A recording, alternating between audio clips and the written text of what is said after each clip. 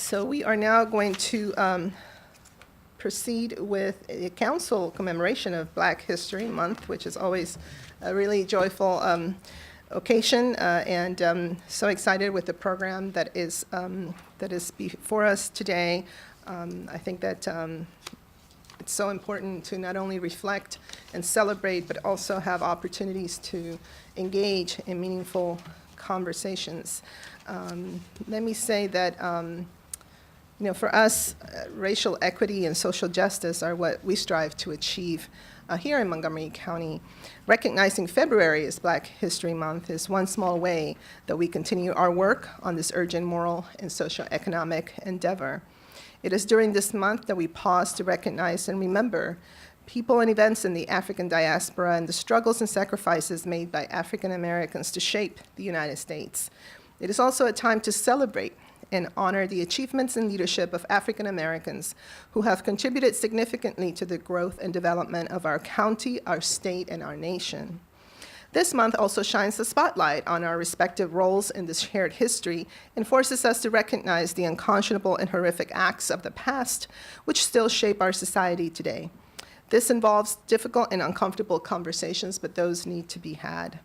In the words of Dr. Martin Luther King, the ultimate tragedy is not the oppression and cruelty by bad people, but the silence over that by the good people. We are fortunate to live in a community where we can engage in these conversations, grounded in our values of understanding, tolerance, and respect for individuals of all races. These values are continuously under attack by forces that seek to divide our nation. We rebuke these aggressions and continue to stand up for the values that we believe in, and we join together to push forward seeking racial equity and social justice. For today's video program, the council worked with the community representatives to remember and honor our county's history through the African American Historic Sites Project and the creation of the Remembrance and Reconciliation Commission. The goal of these initiatives is to preserve our shared history and to learn lessons from residents who have shaped these communities. I want to especially thank and recognize the work of those profiled in the video, including Ms. Dina Clark, Charlotte Cofield, Mr. Warren Fleming, Ms. Anita Neal Powell, and Ms. Patricia Tyson. Highlighting these initiatives have only strengthened my resolve to turn the lessons of our history into action. We will continue the work of creating a racial equity and social justice policy for Montgomery County, and all of my colleagues in the leadership of this county have begun that work already. Our county's population has changed both in numbers and in diversity, and this did not happen overnight. Addressing issues of racial equity is not only a moral obligation, it is essentially to ensure the continued economic vitality of our county. It is so uplifting to serve with so many extraordinary leaders that have already committed to this work. I think that we all understand that it is important to commit ourselves to envisioning and operationalizing policies to institutionalize new models of governing that use the lessons of the past to create a more equitable future. We can no longer simply give lip service to social justice, and I encourage all of you in this room to help us engage in the tough issues associated with this type of systemic change, and to let us know your thoughts about how we can build an even better and stronger Montgomery County that meets all the needs of all our residents. With that, I'm going to turn it over to Councilmember Rice. Well, thank you very much, Council President Navarro. And I first want to start off by acknowledging that Councilmember Jawando could not be here because his grandfather on his wife's side did pass away at the age of 93. They're in New York right now for his homegoing celebration. And it really is a part of the tradition in our Black community that we honor our folks that have passed. And while Councilmember Jawando wanted to be here, he is celebrating the Black history and the legacy of what Michelle's grandfather certainly meant to their family and to their children. And so I just ask that we keep him and his family in our thoughts and prayers. Let me talk about Black history from my perspective, because it's one in which every single year when we think about what we want this program to be, I'm always reminded of the history. and what that history means for us in our community. But I was listening to something on the radio as I was coming in, and it reminded me that Black history is created every single day, every single moment.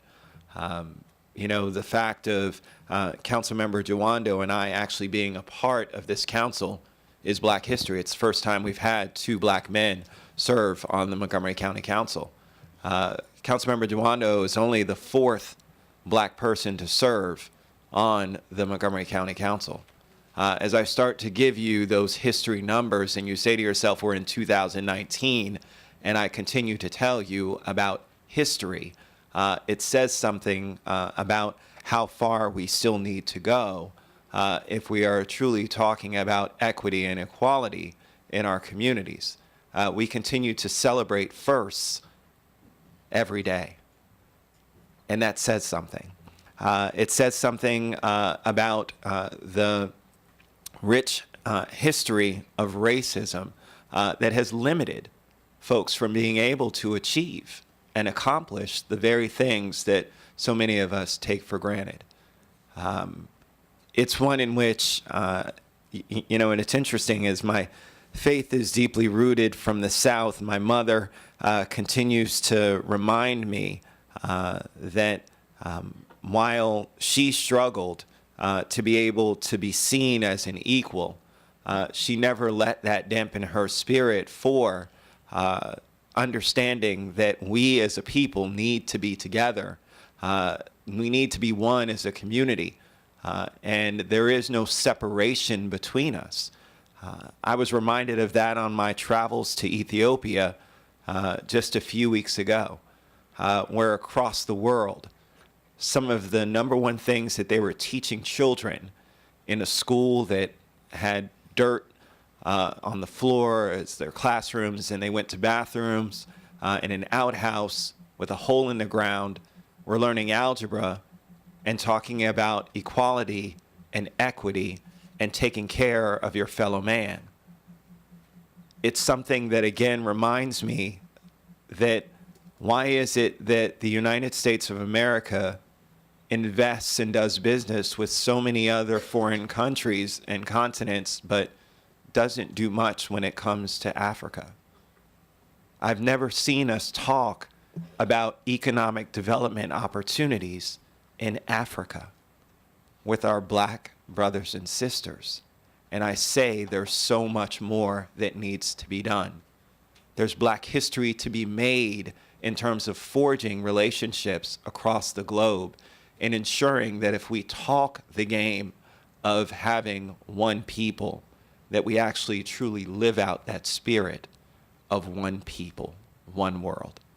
And so I look forward to this day. This is not doom and gloom. It's one in which it just says that we have work to do. And so I look forward to continuing to roll up my sleeves, but not to be silent.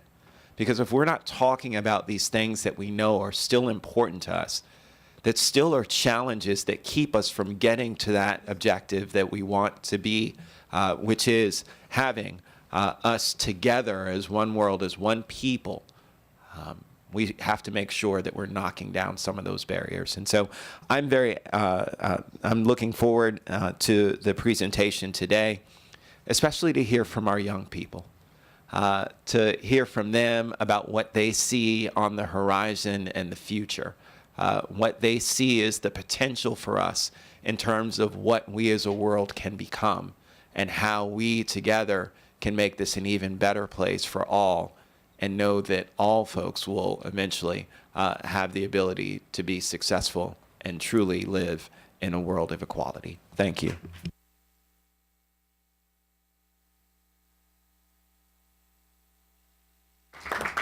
Thank you so much, Councilmember Rice. I do want to acknowledge that we do have the President of the Board of Education, Ms. Shebra Evans, with us today. She will also be part of the panel. And we have the student member of the Board of Education, Anania Tarikonda. We have also Casey Anderson, who's the chair of the Planning Board, as well as Planning Board member Natalie Fanny Gonzalez. I want to acknowledge that Ms. Odessa Shannon, who is the first African-American woman to joined the Board of Education, was planning to be here. She got in a little tiny accident, she said, in the parking lot, but she said she's fine. And she just wanted to send her regrets. And of course, we have Ms. Joan Kleinman from Senator Van Hollen's office here as well, and really appreciate everybody who is here today to join us. We are now going to be, and we're in for a treat, we're going to watch the video that was prepared by our Council's Legislative Information Office on the African American Historic Sites Project and Remembrance and Reconciliation Commission. The Montgomery County Council joins together each year to celebrate Black History Month. We are a diverse community with more than 1 million residents. And nearly 18% of our population identifies themselves as Black or African American. The African American community here is multifaceted. While many of our residents are descendants from slaves going back hundreds of years, others are new immigrants. Preserving their history, culture, and identity is important, while never forgetting the injustices of the past. Black History Month, held each February, is a time for us to shine a light on our African American community. It is so critical for us to understand what has taken place, what has led us to where we are today, and celebrate the accomplishments as well as those contributions of the African American community. Because as the county continues to grow in diversity, it is so important for all residents to see themselves reflected in the celebration and the acknowledgement of its history and its past. This year, we are highlighting 2 initiatives focused on preserving Black history in Montgomery County. The first is the African American Historic Sites Project. The project is designed to identify significant sites in the county: churches, cemeteries, schools, neighborhoods, farms, museums, and more, and create interpretive historical markers and other teaching materials to educate residents about the important history found there. It is very important because it is information that we believe and we know that must be shared with Montgomery County. Right now, you really don't see a whole lot about African Americans in Montgomery County, and we've been here since 1822, and so we really wanted to to educate people about who we are and what we have done in this county. The project is to bring the African American communities into view because it's been pushed aside for ages. Young people are not aware of the history of America, and we've come as far as we have because of what has happened in the past. It may not have been good. The good, the bad, and the ugly all came together to weave a pattern of what America is all about. And all the sites that we have identified actually the people who lived in these places came from a plantation. When the Emancipation Proclamation was written, the slaves had they had to have a place to go. And these places was where they started building homes and also start moving with their families and growing their families, and it stayed that way until desegregation. So when I was the African American Liaison Officer to County Executive Doug Duncan, Anita Neal Powell and I were working on projects to identify all historical sites in Montgomery County in terms of a map. County Council always put on a Black History program. Several years ago, George Leventhal, he was a council member at that time, and he really wanted to focus on Montgomery County African American sites and places. So a map was created. It was called an interactive map. And then later on, at another Black History Month in the County Council Chamber, we talked about that during one of my presentations, and then afterwards Tom Hucker asked me about have they been identified in terms of where people can find them, and I said no, just on a map. Once I found out about the work that had gone into the mapping on the planning website, to me it made perfect sense to make sure everybody, as many people, saw these contributions as possible by putting them in physical markers on the sites that were of historical significance in Montgomery County. The funds were allocated by the County Council, and the work began. The members of the African American Historic Sites Project Committee include 5 longtime county residents who are descendants from slaves. All volunteers, they bring their expertise to the project, and along with a team from the Montgomery County Planning Department's Historic Preservation Office, the County Council, and community members and stakeholders, they are researching, writing, and creating the interpretive signs. The first 5 have been selected and will be placed soon. Each site has a fascinating history. If you were black and during segregated time, you had to come to Rockville to go to school, to go to junior high school, and junior college.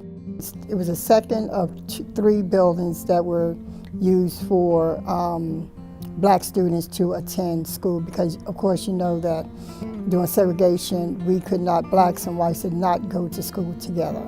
And it's currently used by the Crusaders Baptist Church of God. So the cemetery was really historic first. And I think because the church had been burned down and then was reconstructed, so the cemetery is the original, so it's a lot older than the church is. The church was my mom's church. My mom was a Christian and baptized in that church. And in addition to that, what most people don't know is that in that field next to that church is where the Negro Baseball League played. The significance of the home is that it's the oldest African-American home in Montgomery County.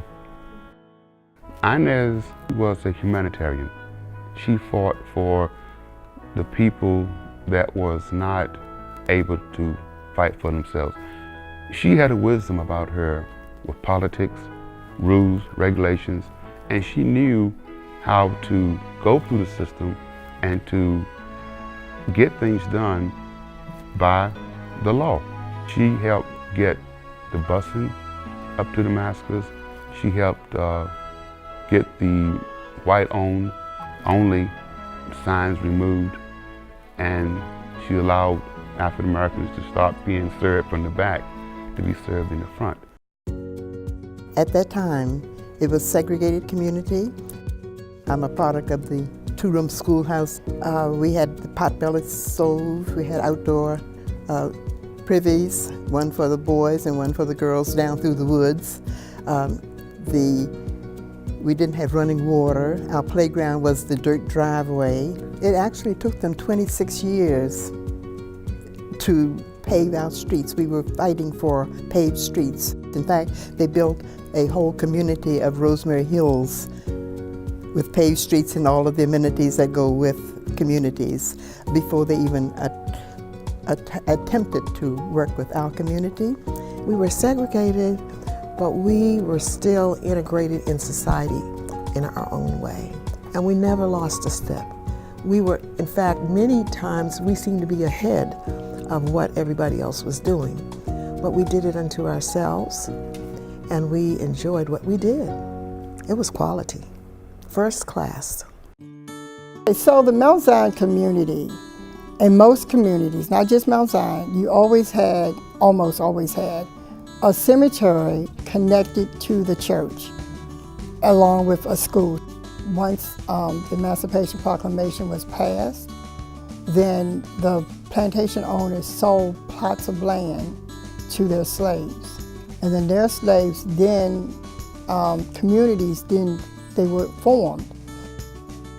These locations are just the beginning of the African American Historic Sites Project. During this upcoming year, more than 35 markers will be placed throughout the county. Another initiative that the Montgomery County Council, the Office of Human Rights, the Lincoln Park Historical Foundation, and other stakeholders are embarking on is the Remembrance and Reconciliation Commission. This commission is taking the lead in educating the community about lynchings against African Americans. In the U.S., there were more than 4,000 lynchings between 1880 and 1940. At least 3 occurred in Montgomery County.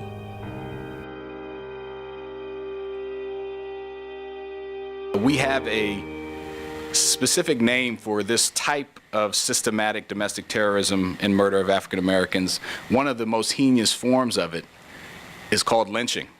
But I think that word falls short of conveying the sheer brutality the terror, the grotesque and violent nature of these public murders. This is a horrific reality of our shared history as Americans, one that we need to remember. The Office of Human Rights Director Stowe will provide staff support to a commission that will bring together not only our schools and our Arts and Humanities Commission and our college and our county government, but also community leaders, activists from many walks of life to create that community dialogue and to help us understand and achieve remembrance and reconciliation. It is our hope then that with this resolution that we're able then to put together a team of folks to look at Montgomery County's history critically, honestly, right forthly. The Commission is also partnering with the Equal Justice Initiative, based in Montgomery, Alabama, and the Maryland Lynching Memorial Project in Towson, Maryland, to recognize these victims. The plan is to place historical markers and collect soil in Montgomery County where the lynchings occurred, as well as create educational materials in an effort to combat racial terrorism and promote social justice. So it really is important for us to participate in this from multiple levels. One, in acknowledging and making sure that people understand about their history, understanding that there were some dark times that were here in Montgomery County, just like across up and down a majority of the East Coast into our South, but then also about how we can now learn from this, how we can take the lessons from those types of dark times and say, how do we rebuild? How do we make sure that folks have a trust in their community? But to get to the root of structural and institutional racism, the county is taking a more intentional approach by working on a racial equity and social justice policy for county government. Unless we have structural components within the way we do our work here in the county, we will not be able to begin to dismantle the structural decisions and institutionalized structures that have led us to those disparities. So this is really the first step, and it is to adopt legislation at the end of this year to establish an equity policy in the county so we can hopefully begin then to see some real progress. Teaching the community about African American history is especially important when educating our children. And Black History Month gives us an opportunity for them to learn and reflect. I feel like some people tend to forget about that, and that's kind of helping to remember and remind people that Black History Month is still important. Sometimes we forget that what happened in the past, like slavery and all that stuff, and I think it's a good reminder that we weren't always the nation we are today, and that some people took some steps to make it happen. Black history, not just the month and the celebration, is a highly emotional topic for all Americans of all races. So I'm hoping that as time passes, we'll gain a better understanding of not just Black history, but Black present and Black future.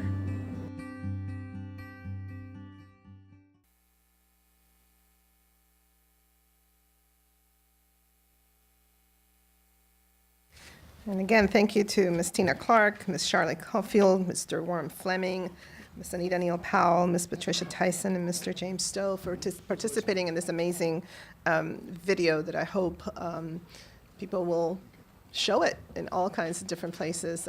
Very inspired by the comments of our young people at the end of the video as well. And so now we're going to have a panel discussion about different themes, and we have an amazing, amazing panel this morning.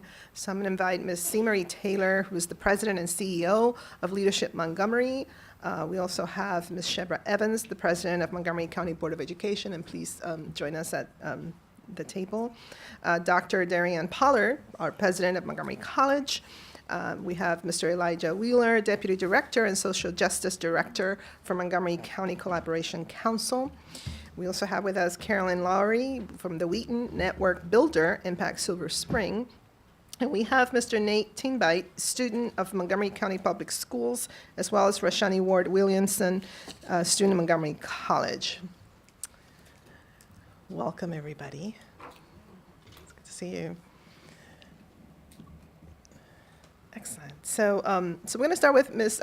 C. Marie Taylor, and just if you can talk to us a little bit about just the systems of inequity and you know, structural racism and the work that you've done, real groundbreaking work through Leadership Montgomery here in the county, where residents and many of the participants in your program really have begun to explore and truly peel back the layers, if you will, in a very extraordinary way. So if you can share with us some of that. And there is a button at the base of the microphone, so when it's your turn to speak, just push that. Thank you. Good morning. Thanks for having me. So I want to begin with a quote from Martin Luther King. "We are not the makers of history, we are made by our history."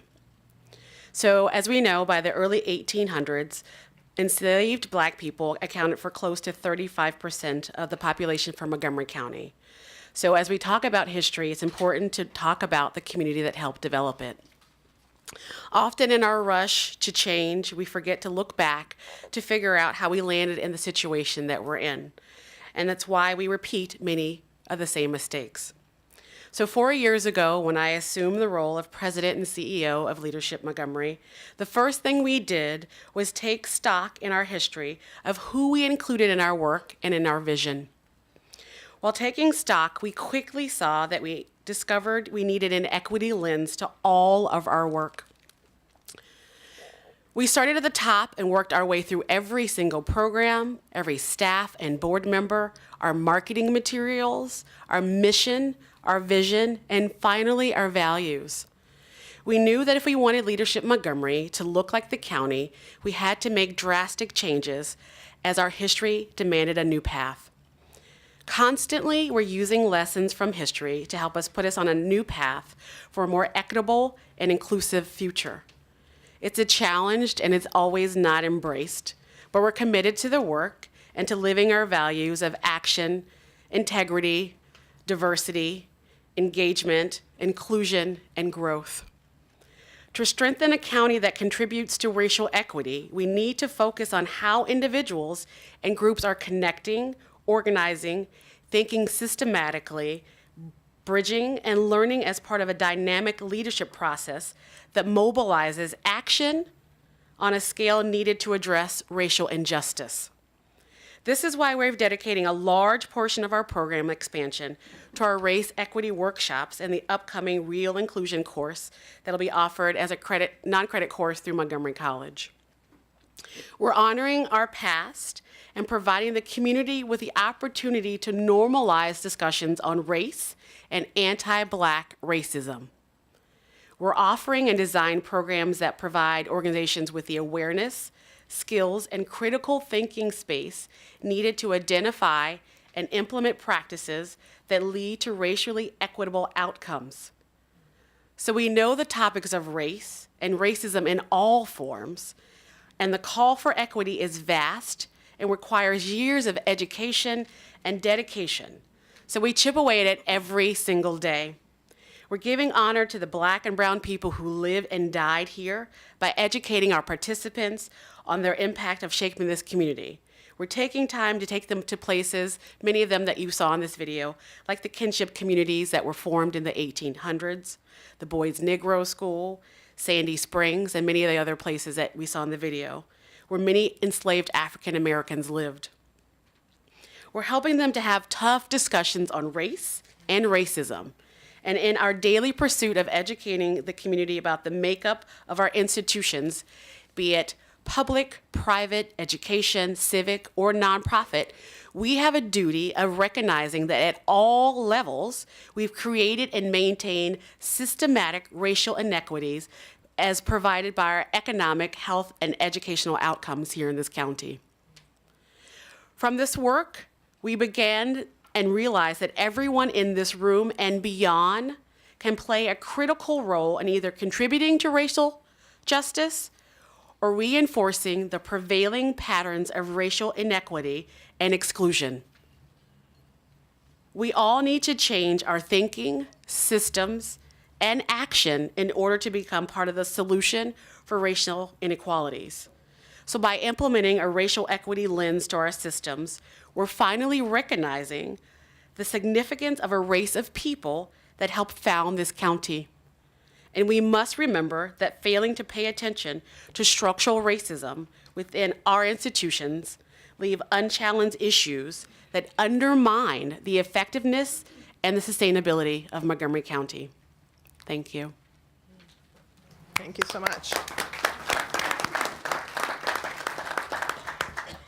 This is really groundbreaking work that you guys are doing. Thank you so much for being here. So we're now going to talk a little bit about interventions, observations, best practices, recommendations perhaps in different spaces. And we'll begin with education. We'll start with Ms. Shebra Evans, who is the president of the Montgomery County Board of Education. Thank you. It's such a pleasure to be here today. I just really appreciate the opportunity. And I wanted to start off by first saying that I could not be here if it wasn't for Miss Odessa Shannon, who you mentioned earlier. She was the first African-American woman to be elected here in Montgomery County, as well as serve on our school board. And as I've been told, after being elected the president of the school board, that I am the first African-American woman to serve in this role. So yes, thank you. I stand on the shoulder of greatness. I don't have any prepared remarks. I just really kind of came to have a conversation with you all. As you know, I have two daughters in the public school system, a 7th grader and a 10th grader, so just very committed to this work to make certain that all of our students, including my daughters, 162,000 students, just receive a quality education. So as school board members, you know, the main item that we're charged with, we're policymakers, right? So we are trying to make certain that with our equity policy that we already have in place, that we are trying to make certain that the underrepresented groups are being looked at, that if they're underserved, that we're doing things to make certain that we are servicing them, as well as our students are not being easily identified by their race, by their gender, by their socioeconomic status. So I just want to first state that we're starting off with our policies, just taking a look to make certain that those communities that are often not considered are being engaged as we're making these policy decisions, because we want to make certain that there aren't any unintended consequences. So then I'll just kind of go on to early education. That's really big. And what we do know, with your support, we've been able to fund early education right here in our county. A good bit of the early education is invested by our parents, and most of those parents are low income, middle income parents that have difficulty. They don't have tuition assistance, so we really believe in early education. We've been able to have pre-K centers that we've piloted recently, the Montgomery McDonald Knowles Center, where we have like 98 students that are now receiving early pre-K programmed assistance, so that when they enter kindergarten, they will have a level playing field and be able to have the advantages that we want all of our students to have. You know, we had a study that was done, a choice study that was, we had an audit of our choice studies, our programs here in Montgomery County, and when we were able to see that opportunity and that access that we thought was happening actually wasn't happening. So we wanted to be able to open up seats for more of our students to be able to participate in our program. So what we're doing now is we're doing universal screening. We have our 3rd graders and our 5th graders being tested without parents having to know about this information. We're communicating it to them, but previously it was based on teacher participation or just parents knowing. So now, regardless of what our parents know, we want to make certain that we're testing all of our students to know that they're able learners, that they're able to do the great things that we know they can do. And for our students who are not able to get into our gifted and talented centers, we've tried to make certain that how we're being equitable is that we're looking at the cohorts that are already in their home school. So creating spaces and places for our students to get that advanced enrichment right there in their home school. Typically, kids of color are not represented in our advanced placement classes and in our international baccalaureate courses. So what we're doing now is what we call the equal opportunity schools. We have we're being intentional. We're making certain that our staff is getting that training to be able to identify students who are typically underrepresented. We want our students to know that you can do this, you can be successful. And so what I can say that last school year, 2017-2018, we're out of 6,000 students that took the AP and IB courses, 4,000 were underrepresented that we typically hadn't been able to identify. So we're really being intentional here in Montgomery County. My colleagues and I are very proud of the work that we're doing. We want to make certain that kids of color who are typically being suspended at higher rates are being kept in school, that they can be a success. And so we're doing restorative practices. We've received a grant. 85 of our schools are participating in restorative practices. The teachers and staff are getting that training. Our students are being made aware of how they've kind of disturbed or how they've been a part of the conflicts, and we're trying to help restore them so that they can be able to have conversations, be made aware of the damage that they may have caused to their peers, to their community, in their schools, and just kind of helping them to be aware of how to interact with their peers, right? To make them feel human, right? When I was growing up, I had neighbors that held me accountable. I had teachers that knew my aunts and my mother. So I had people holding me accountable, people who I felt cared about me. And so we're just trying to make certain that our staff is really being intentional about building relationships with our students so that when they have an infraction or have a disciplinary issue, that the first thought is not to suspend them, but to have a conversation, to see how their day was, to see what's going on at home that may have caused this occurrence. And just want to talk a little bit more about the opportunities that we're having for our students in the summertime. We are going to pilot 2 schools, elementary schools, where we're going to have extended learning opportunities for them. They're going to go the full year. And what we're able to do is to prevent that summer slide. We know that some of our families that are not able to, they'll be able to get additional enrichment opportunities. They'll be able to get summer programs like field trips that they may not otherwise been able to get. So we're just very proud of the opportunities that we'll be able to create for our students in the area of career pathways. I'm proud to be a board member with 8 women on the board, right? Yes. So we've heard that we've made history by having 8 women. And I don't know about you, but that's pretty normal. We always do great things, right, women, right? That is true. Yeah.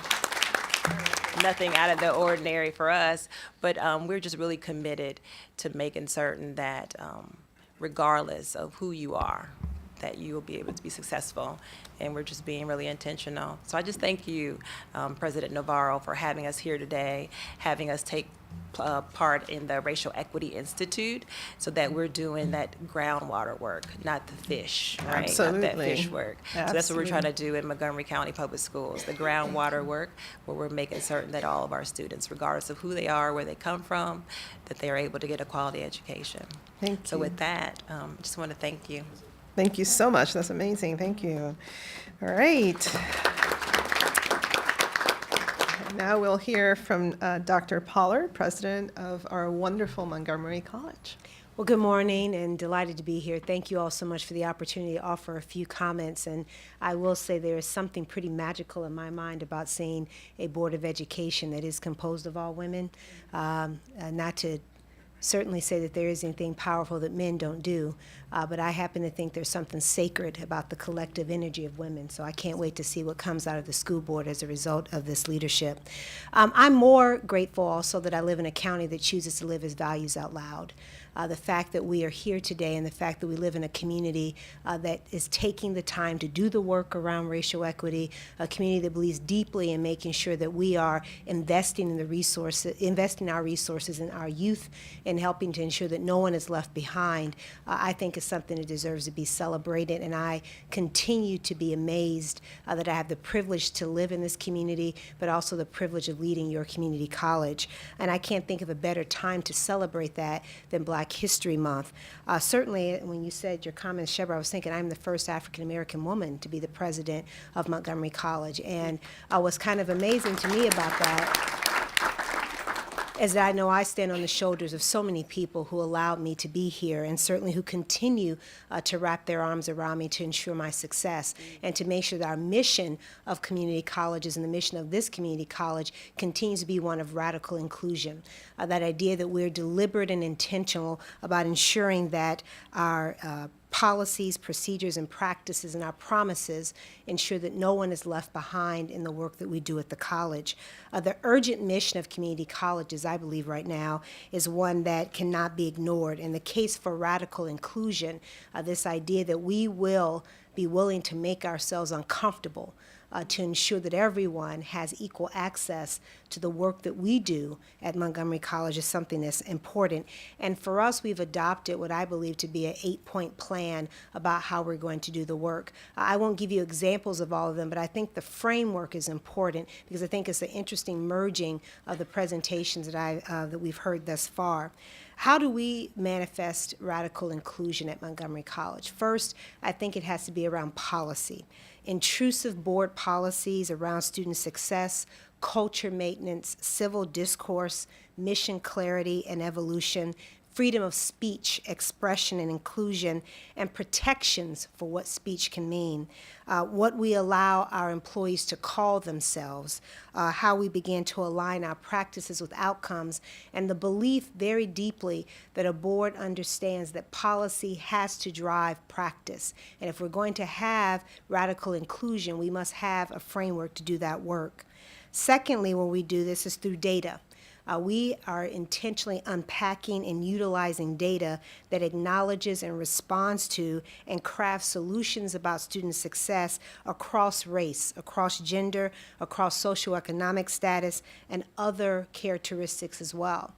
It makes no sense to just have the stories, but if you don't know what the stories represent, then you have a significant issue.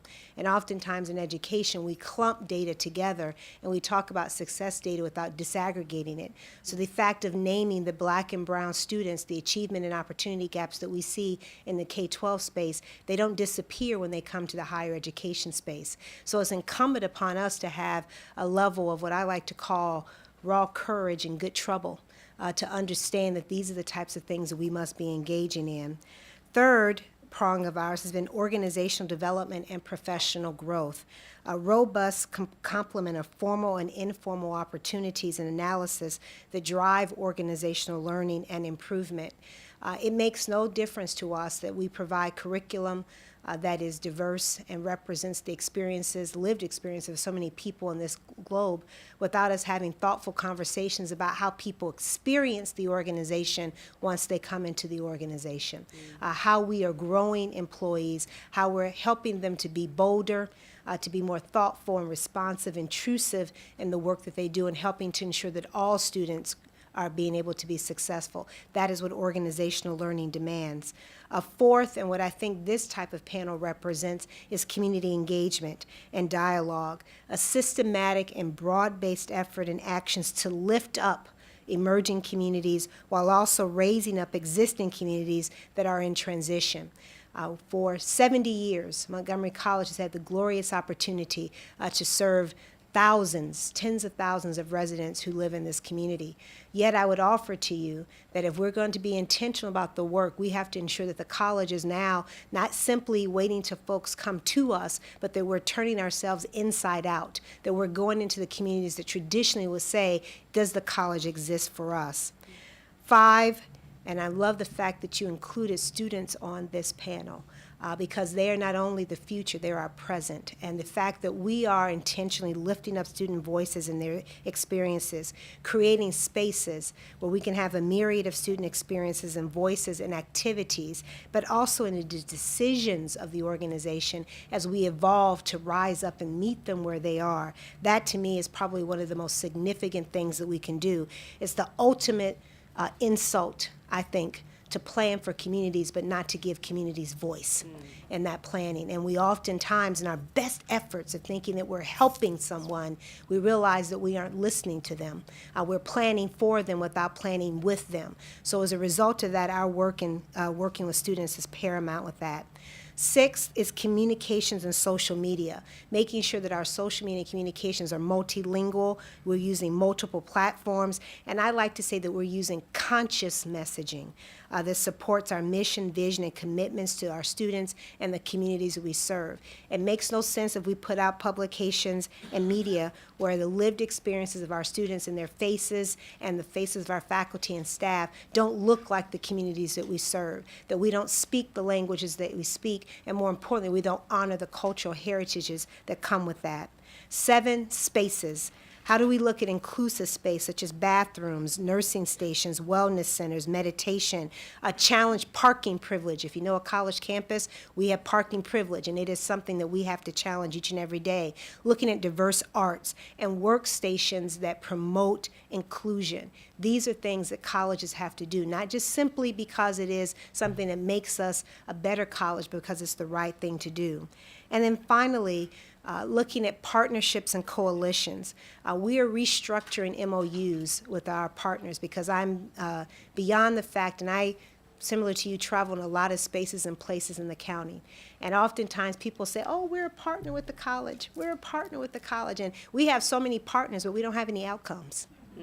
So as a result of that, we are restructuring our MOUs, we're structuring this, and we're moving to a new model of alliances.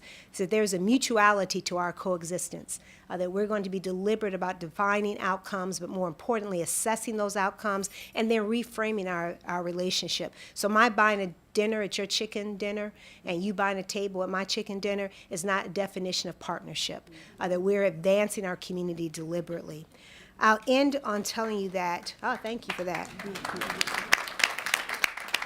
So I'll end on, when we think about the educational ecosystem, I have a wonderful friend of mine whose wife is a cardiac nurse. And a few of you heard me tell this story, but I think it's particularly poignant right now. He'd been at work and he decided to run up 4 or 5 flights of stairs, and he got to the top, and like a few of us, he was a little winded. And he went home and he told his wife, he said, wife, I think I got a heart problem. And he kind of paused, and she looked at me and said, a heart problem? He said, yes, I ran up 4 or 5 flights of stairs. I got to the top, I was winded. He said, I just didn't feel good about that. I was an athlete, so I got to lose weight. So he was coming up with this complicated plan, but he said, I got to see a cardiologist. And she kind of paused, and this is a real story. She said, baby, do you know that cardiac health is not measured in the moment of stress? Cardiac health is measured in the recovery afterwards. And he kind of paused, and she looked at him. She said, so you're supposed to, when the body experiences stress, such as running up 4 or 5 flights of stairs, you're supposed to be somewhat winded. You might have a little glisten to your face when you get done with that. But the key is that you're not supposed to still be doing that 10 minutes later. You're still not supposed to be having profuse sweats and your heart hurting. That would be a sign of cardiac health. I think Montgomery County is in the moment right now of deciding that cardiac health, our wellness as a community, and this type of conversations that we're having is a measure of how we decide our wellness right now. So there's going to be a lot of stress as we start having bold, audacious conversations about racial equity. There's going to be some browbeating. There's going to be a little palpitation every once in a while. But I know for a fact that we have the courage and ability to do this work. I know that because of the community that we choose to live in. So it's going to be a little rocky for a while. But I think we're courageous. I know that we are, and I know for a fact that I choose to live here. I choose to live in Montgomery County because of that. So thank you for letting me be here today. Thank you so much.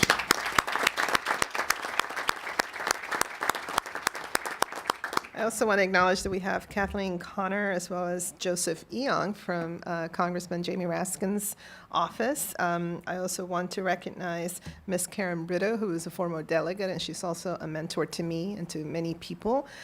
Cherie Branson, who is a former member of this council as well as director of the Department of Procurement, is also here. And of course, so many of you who are very important to all of us. So now we'll continue our conversation. We're going to talk about community development and social services, that focus, and we'll start with Elijah Wheeler, Deputy Director and Social Justice Director from Montgomery County Collaboration Council.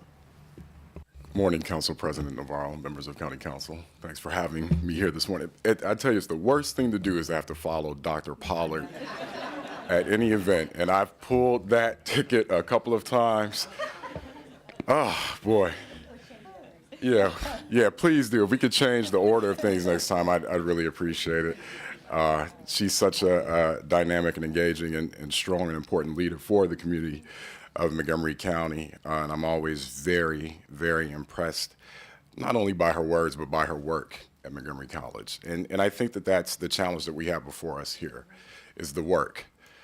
It's time to get past conversation into the work, into the action.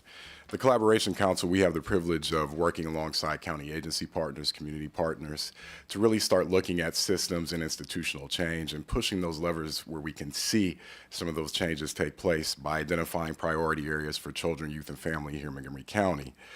When we start talking about equity, the definition of which is a set of fair and impartial practices. Montgomery County is known for being extremely diverse. However, we really need to start questioning whether or not diversity equals inclusion. Those are two vastly different things, right? Who actually sits in positions of decision-making power? I do have to tell you, while I greatly appreciate all members of County Council, it speaks volumes to me that there is only one woman on County Council. And not that you all did not earn your positions here, you did, rightfully so.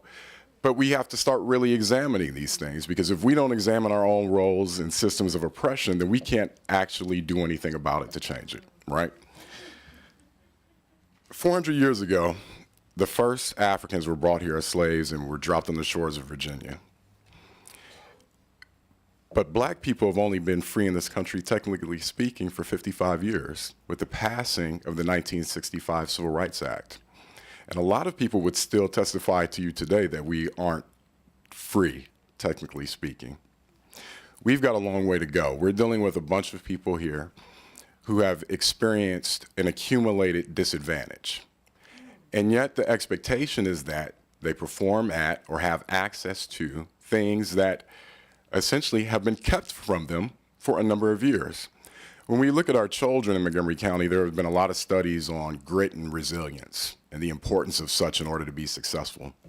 I would testify for you today that in order to thrive, let alone survive as a person of color in this country, you already have grit and resilience. That's something that's already built in. If we start looking at grit and resilience without really examining institutional barriers and walls that are put up for people, then we'll really never solve anything. Part of this also takes us understanding that our liberation is tied into the liberation of others. As a black person, I cannot actively advocate for my liberation without thinking about the liberation of my brown brothers and sisters who are fighting at the border right now. As a cisgender male, I cannot talk about my liberation if I don't talk about, thank you, the liberation of my brothers and sisters who identify as LGBTQ. And as a male, I can't talk about my liberation, whatever that may be as a male, if I'm not thinking about the liberation of women and the gaps that they have, not only in pay, but if we look at studies primarily for black women, regardless of socioeconomic status, who have the highest rates of infant mortality and morbidity, that's a problem. So I think the challenge that I said earlier that we have before us is really willing to do a deep dive into this work and really start to challenge ourselves and to really look at how systems have operated for a long period of time to keep people at a disadvantage and start to turn these levers and turn these systems upside down. The last thing that I'll leave with you is that when we talk about slavery, which we always happen to come back to during Black History Month, I did not hear Sojourner Truth, I did not hear Frederick Douglass ever talk about the reform of slavery. They talked about the abolition of slavery. We have to start looking at the abolition of certain systems in order to change things. It's okay to talk about reform in some cases, but some things need to totally be uprooted and changed entirely in order to get to the outcomes we want to get to. Thank you.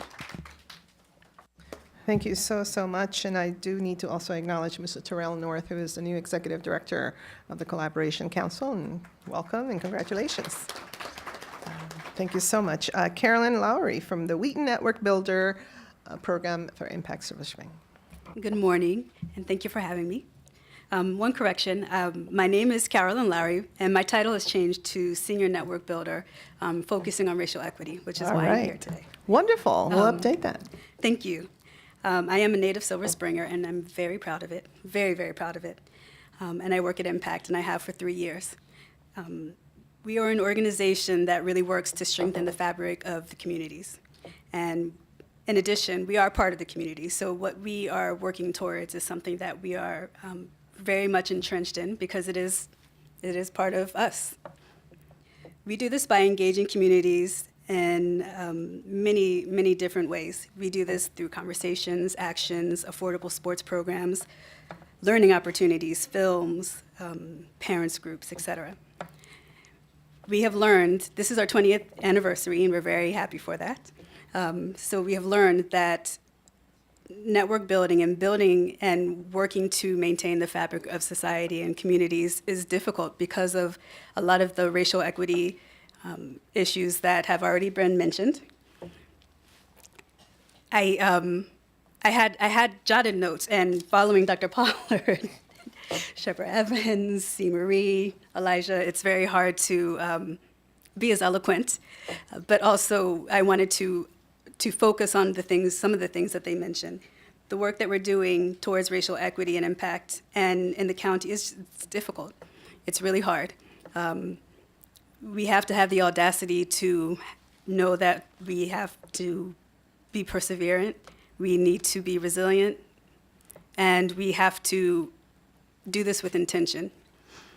What we do at Impact really focuses on cultural change and cultural shifts. And we do this because we have understood and we have learned and we have discussed and we have sat in so many meetings and conversations internally about why this is so important. And excuse me, I get choked up occasionally because this is so personal. We realize that we really have to do this work because this is the core of the society, of community, of the United States, and it has to change. We want everyone in the community to thrive. That's part of our mission. And we take that seriously. And when we think about why people aren't thriving and things that people in our community have told us, many of it goes back to racial equity, at the individual level, at the systems level, organizational level.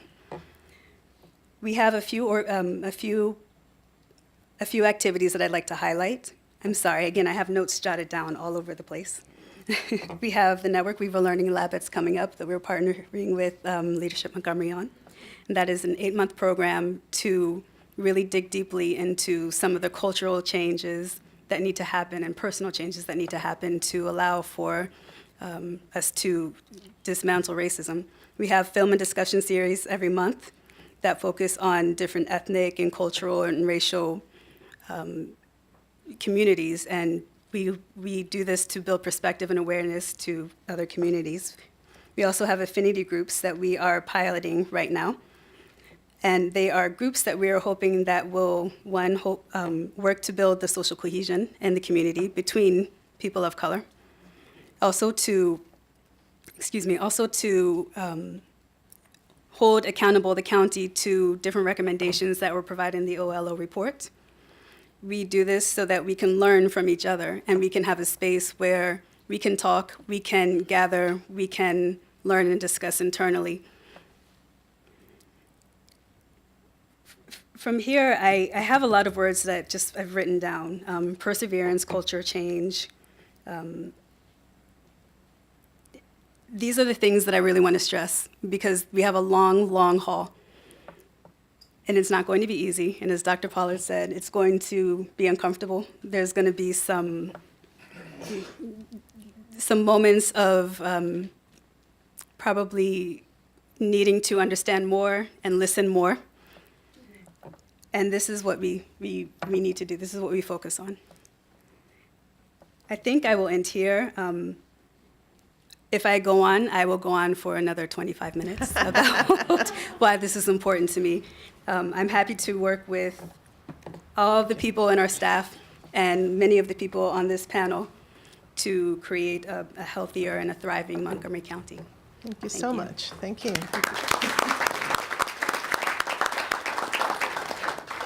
So when we were having discussions with staff and also with the Council Communications Office about putting together this panel and this program, I felt that it was just critical that we would include the voices of our young people. And I say that for many reasons. I mean, we are very fortunate in Montgomery County to really work really hard to build opportunities for everybody, especially when it comes to education and the investment that we make, and we strive so hard and work so hard. But the truth of the matter is that we have to acknowledge that just creating those opportunities doesn't mean that the access is there. And I think particularly one thing that I always remember is sitting here during the recession, having conversations about how we were going to move Montgomery County forward, and listening one day to the radio, there were economists talking about the global recession, and they were talking about how of all the developed countries in the world affected by this global recession, all of them had an aging population, all of them. And the United States was the only one that had an aging population, but a young population also. And in that sense, they were saying that we were very fortunate. But now when you look at the demographic makeup of that younger population that's coming up, right, who is going to be the workforce, who is going to take us to the next level, who's going to keep us competitive, the vast majority are children of color, are youth of color. And so that right there just shook me to the core in terms of this is a real sense of urgency, and it should be a bipartisan issue. This should concern all of us, that if we don't do everything possible where there is to dismantle certain structures, whatever it takes, to make sure that all our youth are doing the best they can, then we're literally accepting the reality that we may have to import our workforce from China or India because we have failed. Our own children, our own youth, our own economic viability, our own national security. And so for me, this is such a pivotal moment in terms of how, after so many discussions, what are we really doing to make sure that all of our extraordinarily capable youth of color have not only the access to those opportunities, but can be there making sure that they can achieve everything possible. I live and breathe this with my two extraordinary Afro-Latina young women, one of which is going on an interview today for a job. But I live and breathe this every day, and I am convinced that this is how we're going to be able to continue to enjoy an amazing Montgomery County, but also an amazing nation. So I want to honor and thank both of you for being here today and willing to share your perspectives. And we'll start with Mr. Nathan Bite, student of Montgomery County Public Schools, and I hear he's also running for student member of the board, by the way. So please take it away. Thank you for the introduction, and good morning, council members. I wanted to start off by saying that this panel is empowering. And this is exactly where it starts, because when I got engaged in student leadership and building the community in Sligo and Silver Spring, I realized that most of the people which made the decisions and were up there and consistently on my phone or on TV neither looked like me or had been through the inequities that my friends and I have been through. And that's what was exactly disheartening about how we empower African Americans and our young folks in our schools. And so what we've done in student leadership, and thankfully I can say that now since you've mentioned student member of the board, over half of the candidates are candidates of color, are from the down county, from schools which are predominantly African American and free reduced meals. And that says something about where our county is going. And while we've came a long way and build upon what our ancestors and many civil rights leaders have built up for us, we recognize that change comes from the bottom up and not the top down. And exactly how students will be in the seats that you guys are today. And that's exactly why we need to recognize that inclusion and diversity is what's going to make sure that our most underrepresented group in our county is what's succeeding and thriving. And so in student leadership in Montgomery County, we have the regional student government, and we have the Minority Scholars Program. We have ACES, which continues to empower young students in our high schools. And we have these programs which are continuing to build and grow. And I can say that in middle school and years ago, it wasn't exactly what this is right now. And seeing what our county council is right now, seeing what our Board of Education is a light in the right direction.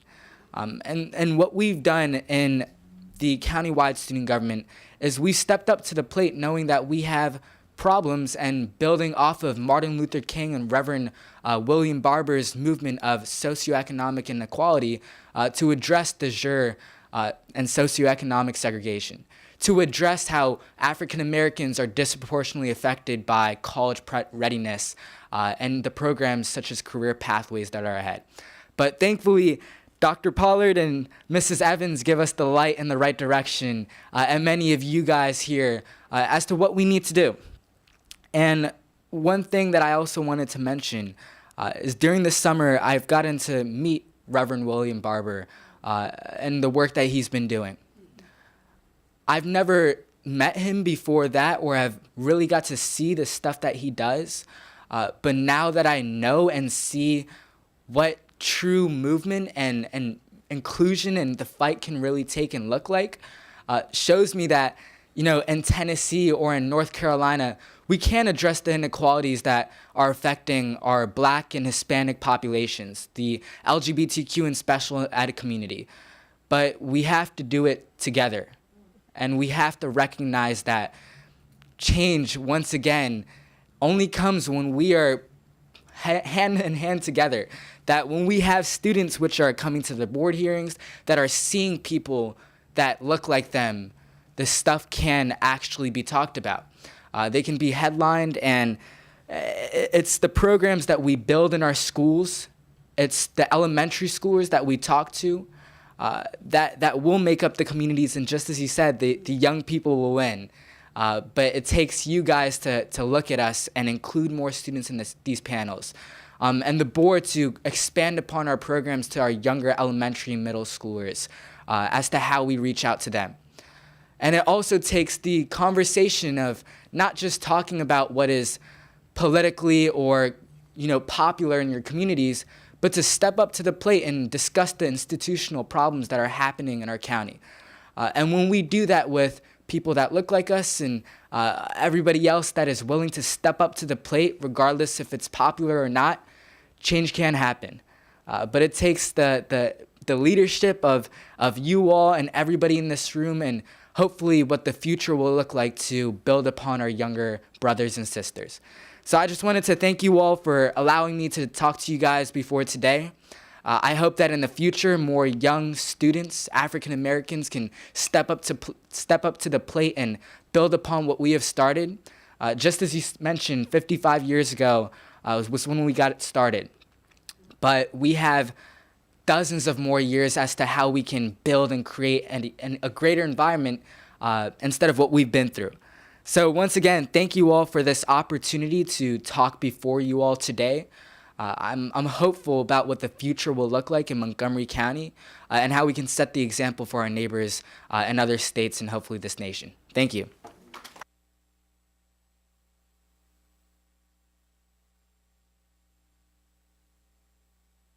Great. So Ms. Ward Williamson, who's a student in Montgomery College. Thank you, President Navarro and the council for having me here again today.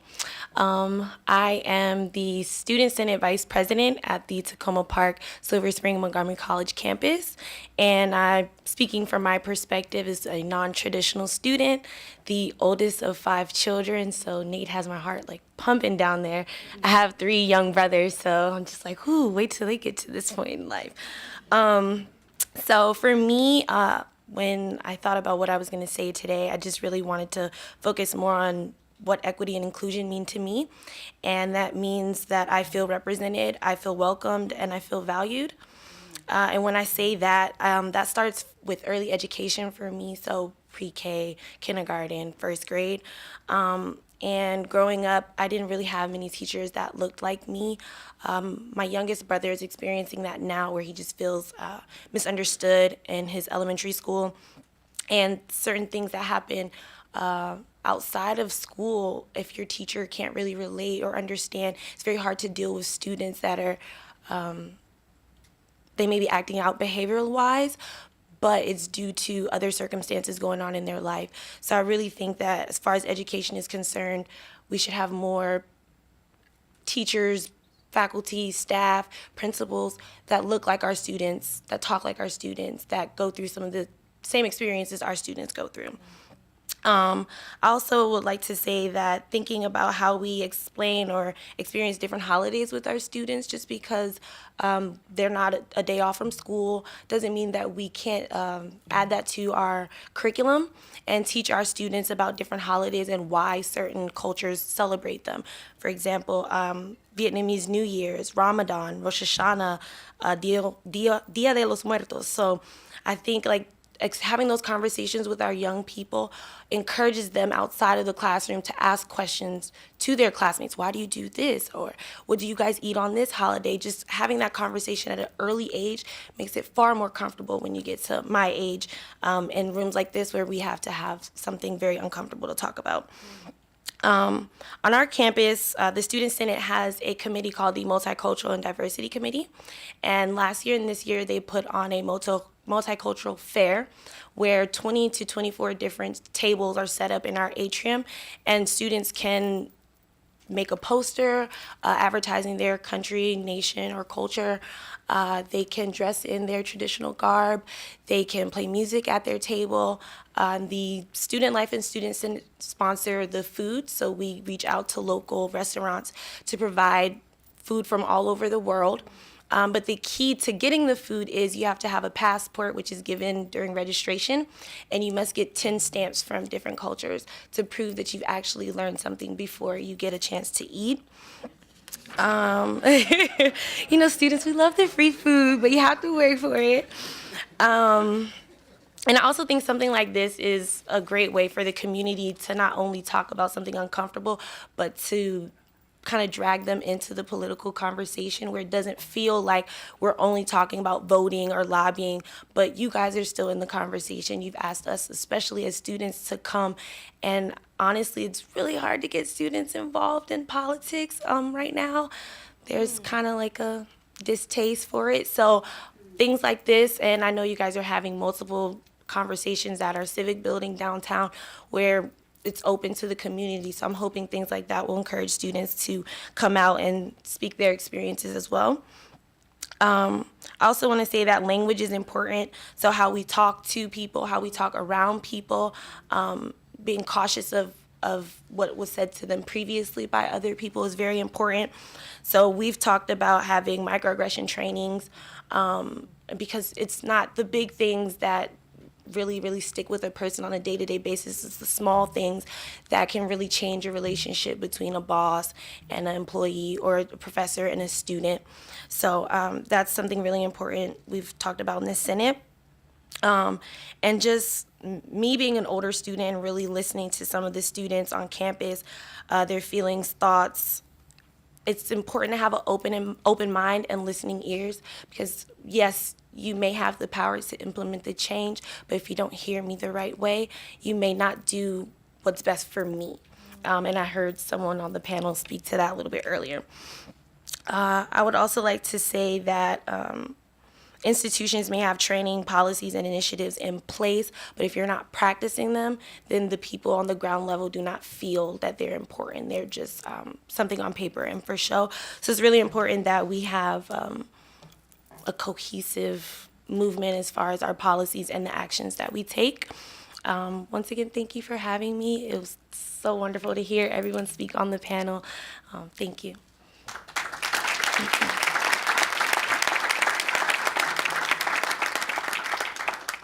Thank you to all the panelists for spending some time with us today. This is so powerful and inspiring.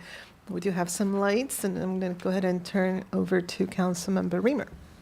Thank you, Council President Navarro. I really want to compliment you and your staff on organizing today's discussion. This is really powerful, incredibly powerful. I wish we could continue this conversation and do this every week, frankly. I think it would keep us so grounded.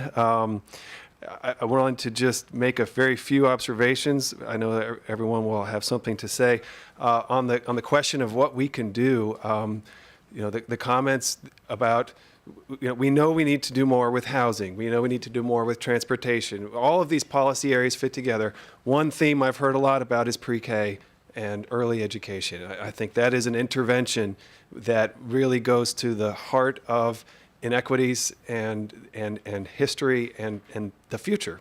And I think there's so much consensus at this council in this county, among the community leaders of this county, that we can do more and we can move faster and we can achieve more. So I want to just thank everyone who's referenced that and acknowledge that I think that is one key area for us to work together on this agenda. But to the comments from Nate, it struck a chord with me. When I speak with young people, I say often what I'm saying to myself these days, which is that we live in a time of a lot of conflict that is open around racial justice. And that is a good thing, in my opinion. It's unfortunate that we have a president who is so transparently racist. But our history of having a consensus in this country that did not address racial equity issues and was silent on those issues and therefore didn't have that conflict, that's not better.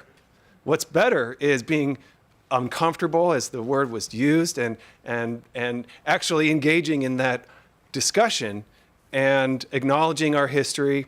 And the fact that our political parties seem to be accelerating this transformation to one party that is almost avowedly openly racist and pursuing a racist agenda, and another party that is inclusive and seeking to be inclusive, I should say, that makes me actually feel optimistic for the first time in a long time that maybe we'll get something done, because I think the numbers are on our side. And so as tough as it is to live day to day in this environment, and I think it's tough, at the same time, I really feel that maybe there's a better day ahead, because we're now starting to embrace the real work that we've talked about, but maybe didn't take on as directly as we should. So even though there's conflict, I think it takes conflict to make progress. You're never making progress if you're not disagreeing and you're not engaged in a tussle. You're not doing anything if you're not fighting about it, in my opinion. The other thing I wanted to say to Elisha Wheeler's comment about it's only been 55 years since the passage of the Civil Rights Act. That is so important. After slavery was ended, it was the effect of it was perpetuated through official government policies at the federal, state, and local level for generations, for 100 years. And we see that in the Washington region, the consequences of suburban development that was whites-only development, fostering concentration of poverty for black people. And then you have immigrant communities arriving, and the only place they can afford to purchase housing is in communities that have been segregated and where poverty has been perpetuated. And the government has so actively perpetuated white wealth and black poverty and poverty for people of color through so many ways, through education, through housing, through transportation, through all of these different policies. But it's only, we're dealing with that legacy every day now. Every day. And so it's not just about slavery as much as that issue is so important to us. It's also about segregation, which is a modern phenomenon. It is still here today. So that's something I just think we need to keep in mind as we understand why this is so important. But thank you for all of your work. Really appreciate everything you've said today and look forward to continuing this work together. Thank you, Councilmember Reamer. Councilmember Rice. Well, thank you, Madam President. I'm going to try and be brief, but I was inspired by the conversation that we need to get uncomfortable. So let me remind people of where we are right now and what's happened in this past week. In this past week, we've had a person that says that the KKK needs to ride again in response to what is happening with some state legislators in a state who are trying to move forward the very things that we talk about we need to do in terms of progress. Just yesterday, a delegate in the Maryland General Assembly was quoted as using the N-word in describing a district that she door-knocked on in Prince George's County. These things are happening now. Flyers are being disseminated throughout the state of Maryland as well as around the United States, continuing to say that white supremacy needs to be the rule of the land. This is where we are now.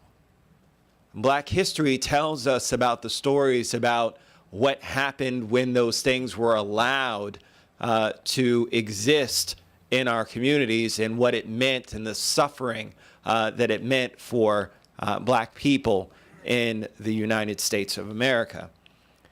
I encourage people, because this is Black History Month, to find out their own history. I actually went to one of the DNA sites and sent in my DNA and found out a lot about my family that I didn't know. My grandfather, I always wondered, I knew that my grandfather had married twice, and I'd always thought to myself, well, you know, what had happened with that was, you know, divorce wasn't big back then, and found out that his wife actually had, his first wife had died in childbirth. And he was then brought into another family. And I said, well, I don't understand. Why is he living with this family, the Mott family, in South Carolina? And found out through doing some more research through this website that my grandfather's parents were actually burned alive by the Ku Klux Klan. These stories aren't that far from us when you talk about those 55 years of history. And the key is that because they're not that far from us, they can come back if we aren't intentional about saying this is not us. We only have to look at what happened just down south, a few states, where a person took their car and rammed it through people who were saying that we want people to be seen as equal, killing and maiming people for the sake of the preservation of elitism. That's happening now. And if we aren't vocal about what we need to do and that we are not accepting of this at every single realm, this isn't just about us saying, well, it's not okay to do these kinds of things. We need to be intentional and forthright about saying that these are not accepted in our community. We need to be strong in our voice and united that this is not us. Because I fear that if we're not strong in terms of saying those things and making sure that people understand that these are not accepted, we will easily slip back into this dark past that we saw. We are not that far away, folks. We are not that far away. And so I just encourage folks, again, to talk to your families, learn about your history, but more importantly, crusade for a better place. Because I can tell you that every time I read stories like this that continue to happen in 2019, we can talk about 55 years ago and what happened with the Civil Rights Act and all of those kinds of things. But if it hasn't changed what's happening in terms of people still being murdered and people still being marginalized and discriminated against today, we haven't gone anywhere.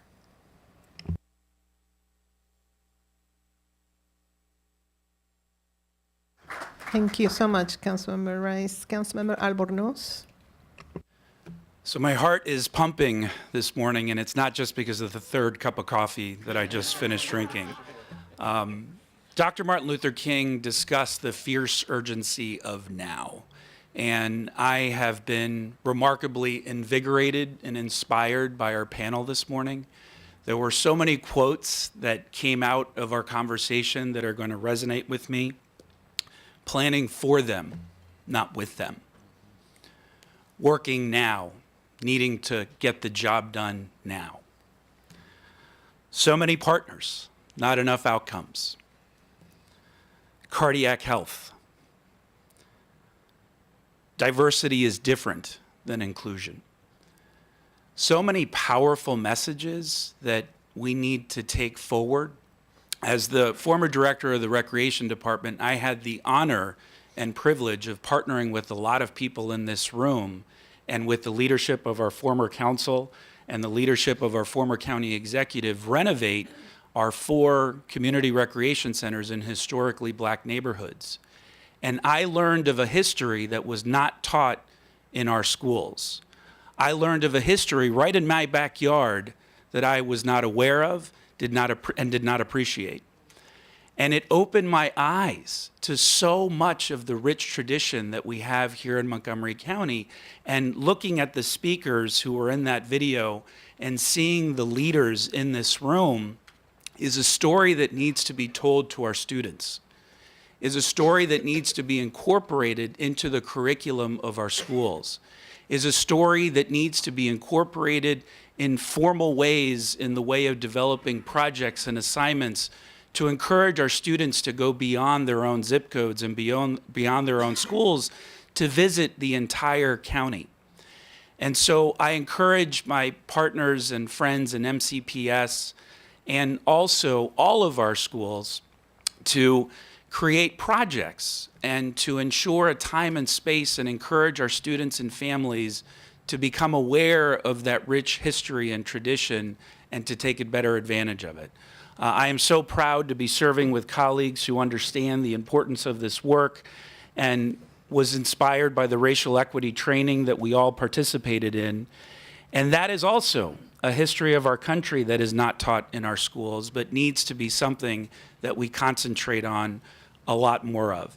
And we need to ensure that our diverse sectors, our private sector, and our nonprofit sectors are part of this conversation as well. And so I look forward very much, and I'm honored to be serving with all of you. I know we need more women on this council moving forward, and I know that there are steps that are going to be taken in the near future to ensure that. But I am inspired by the conversation this morning, and I'm ready to get to work. Thank you all for coming. Thank you. Councilmember Glass. Thank you, Madam President. Thank you all for speaking with us, and thank you all for joining us. I know everybody in this room has had a role to play throughout our lives and currently as well to make our community as strong as it can be. And Councilmember Albernaz referenced the racial equity workshop that in this short 3 months that we have constituted this council, we've spent 3 days talking about this. And I want to thank Council President Navarro for helping lead that effort. It's been enlightening to see what we know is true as opposed to what we thought was true. And that informs us to where we need to go. And we do have a lot of work to do, as has been noted here. This change isn't going to be easy. It's going to be hard, lots of tough conversations, and those conversations will take grit, they'll take intentionality, and they'll take honest conversations, which is the recurring theme that we've been hearing today. And I know all of us on the council, and again, all of you have been doing a lot of this work in many different ways, but what we need to do now is come together and really get down to it. It's a matter of doing what's right, and the decades and centuries of injustice that have occurred bring us to this moment where we, or I'll say I, need you all to hold our feet to the fire and make sure that we don't just keep talking about this. We want to do it, and we need you to help us do it because of the nature of these conversations. And so I'm confident that working together, we will continue bending that arc towards justice. It's what we need to keep doing. And I look forward to working with all of you, with all of my colleagues, to make sure that we get this done. So thank you all. Thank you. Councilmember Hooker. Thank you, Madam President. Thank you to all the panelists and to everybody that's joined us today. I always really look forward to today and to the great presentations that we have every year. And in the short time I've been on the council, I think today we've heard more presentations about the future and not only about the past, which is really exciting and invigorating. And I want to echo what many of my colleagues have said about, I think the need to and the commitment we all have to rededicate ourselves to the work of racial equity that Black History Month really needs to be about, rather than just celebrating the past.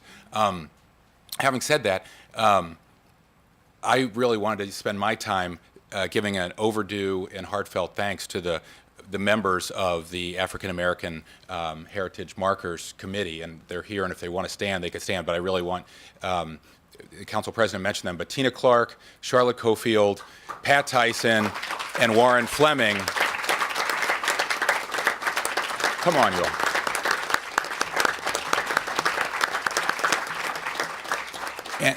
And Anita Powell, who couldn't be with us today. She's hard at work, I'm sure.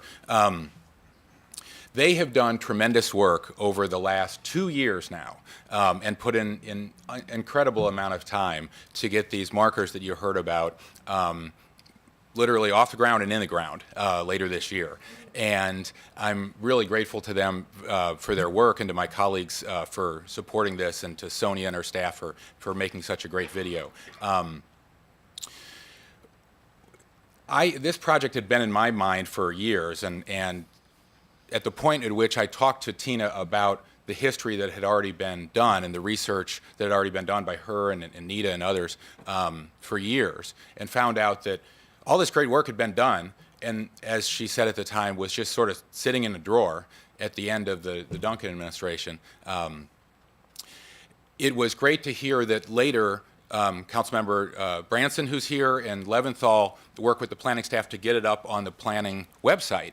And that's certainly terrific too, so that those accomplishments could be remembered. But I knew a lot more people would see the rich history of our county and be able to celebrate the unacknowledged accomplishments of so many hundreds and thousands of individuals who struggled and succeeded against great odds in, as you said, Gabe, in areas that we walk through every single day, and that by putting markers in the ground, we'd put this history in front of people, not who were assigned to do a school project and looked on the planning website, and not people who are voluntary historians who chose to look this up, but the people who really need to hear this history and learn this history. People just walking down the street in Montgomery County with their families, or driving down the street, and that need to learn what has happened right in the areas that we live in every day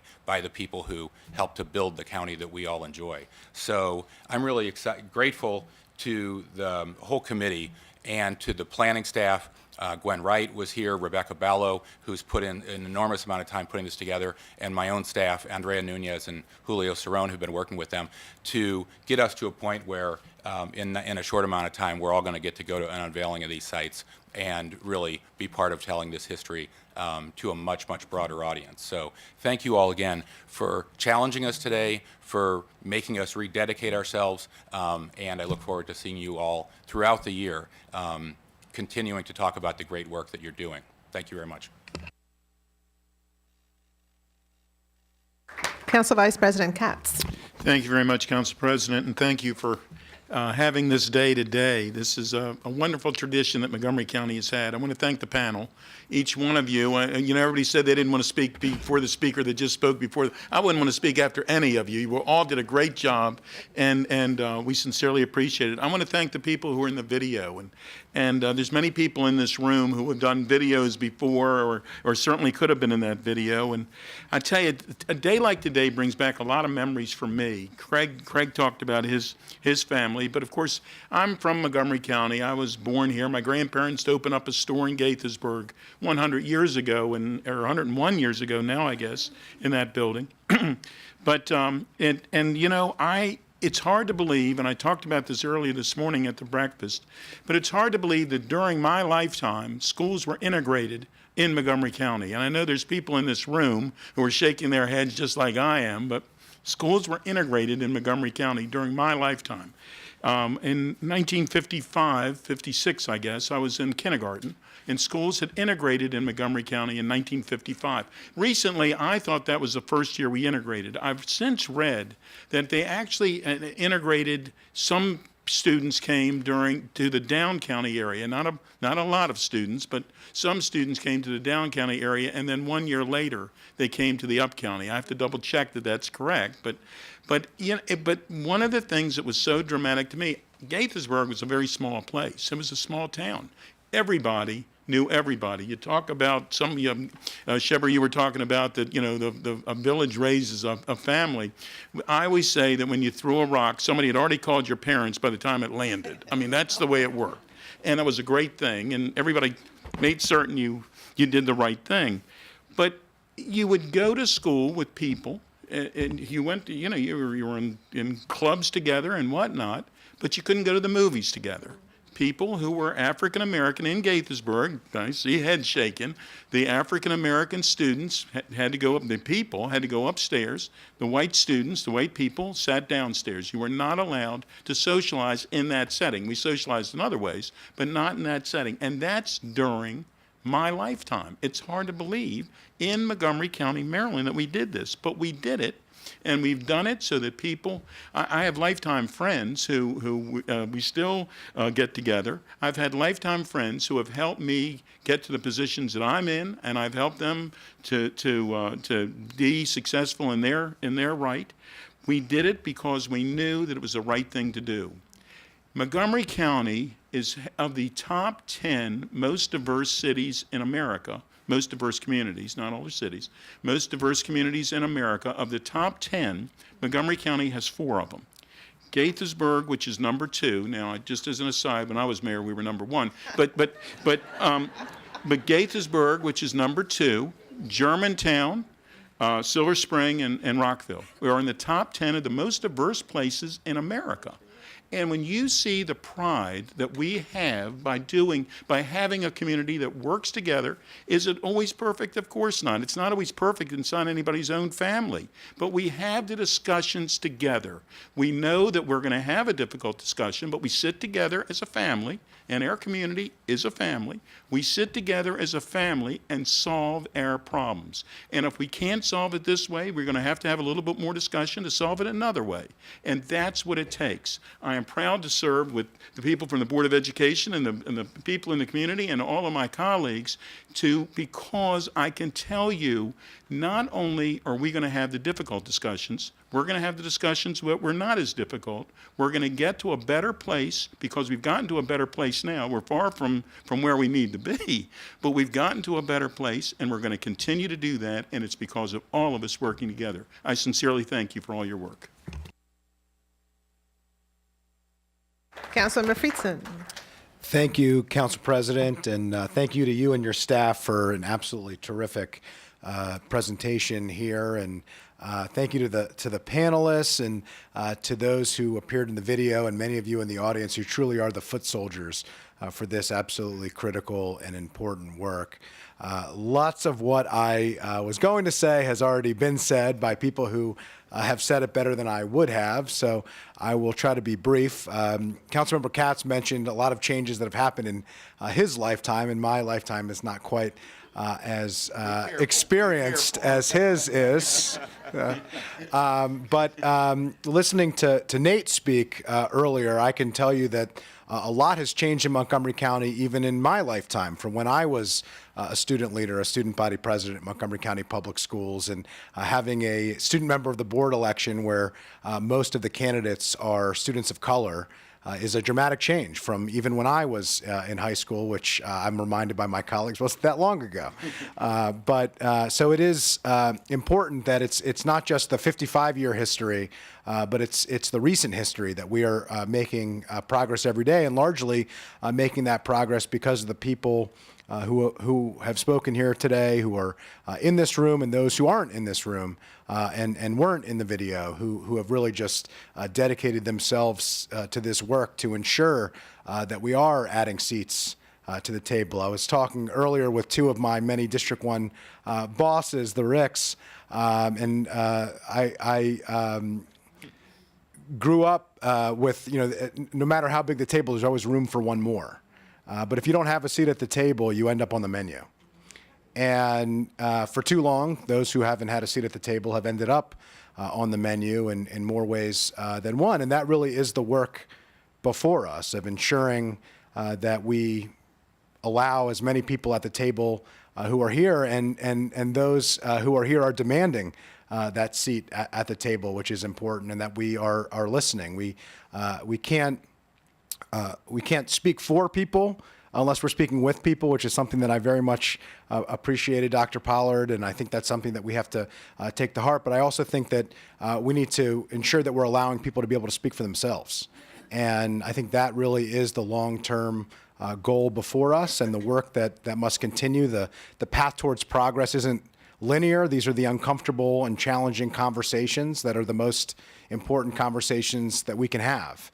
And so I am humbled, I'm inspired, I'm excited to be on this journey with each of you, and I'm reinvigorated to take this path together, understanding that it's going to be uncomfortable, understanding that it's going to be difficult, and understanding that we have to make sure that that table gets larger and larger and has more and more chairs, and that we bring them with us as we move forward. So thank you very much to each of you, and for allowing me to take part in a really special morning.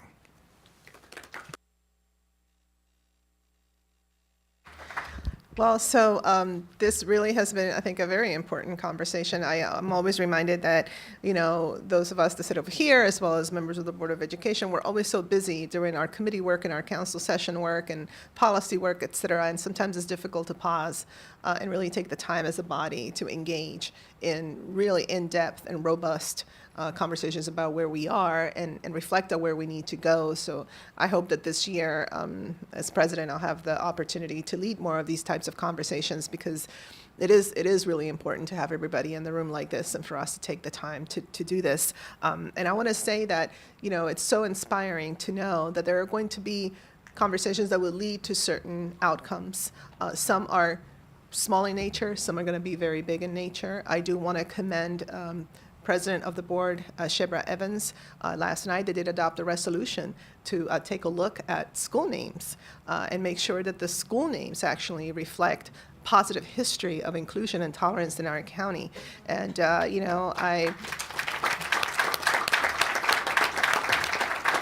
This was something that was initiated by a particular community, and I, sent a letter to board president, and they quickly acted. And so that's what I think, that's how power and really quick response to community needs, not necessarily waiting for leaders to do it, but when the community steps up, this is what it's all about. And so I do commend that. And that may be, in some people's minds, a small step, but it's really huge, because we live at a time where it's so easy to just Google the name of a particular school. And when we have the kind of, student body that we have, I think that we need to make sure that those names do reflect those kinds of inspirational figures. But there will be there'll be other very important decisions that we have to make vis-a-vis, legislation or budgetary decisions that have to be made that really will have the long impact. And so I welcome everybody's participation in all of this. And just saw Jane Park over there from Impact Silver Spring. Thank you for being here as well, because everybody here does great work. So now we're going to, I'm going to invite my colleagues. We're going to line up. We do have some awards that we're going to hand to our participants, and then we're going to take the very important photo. And then we'll pause for about 5 minutes before we get into the rest of our agenda. So if everybody can join us. All right, so we do have some nifty awards. We're going to start with Ms. Tina Clark.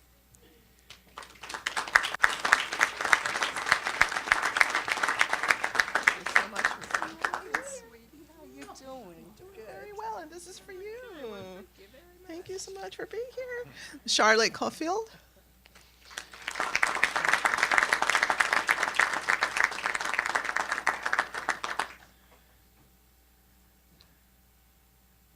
Excuse me. No, it's okay.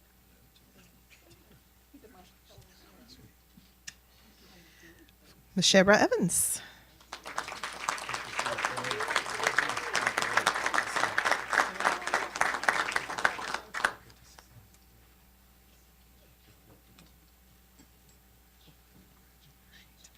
Mr. Warren Fleming.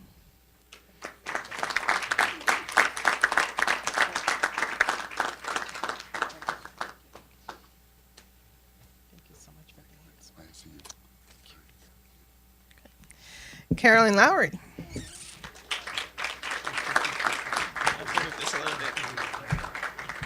you.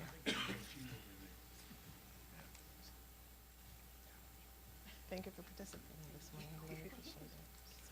Thank you. Dr. Pollard. Dr. P. I'm sure you can find a tiny little space to put this, or because I know she has so many of them. Thank you. Thank you for being here. And I think that Miss Anita Powell here, I didn't see her. Well, we'll keep her award and send it to her. Mr. James Stowe. Is he here? Here it is. There it is.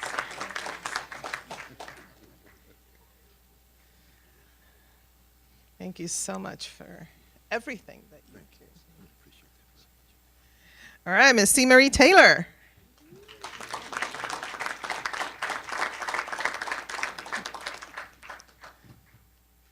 Making great things happen and forming leaders here in the county. Thank you so much. Thank you. Oops. Thank you. I don't want to stab you or anything like that. Nate Timbite.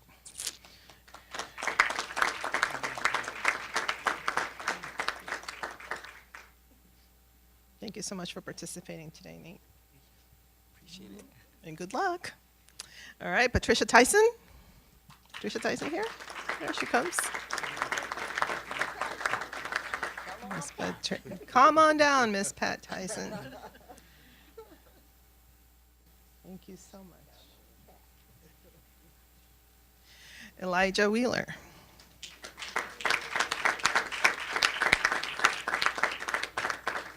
Appreciate you taking the time.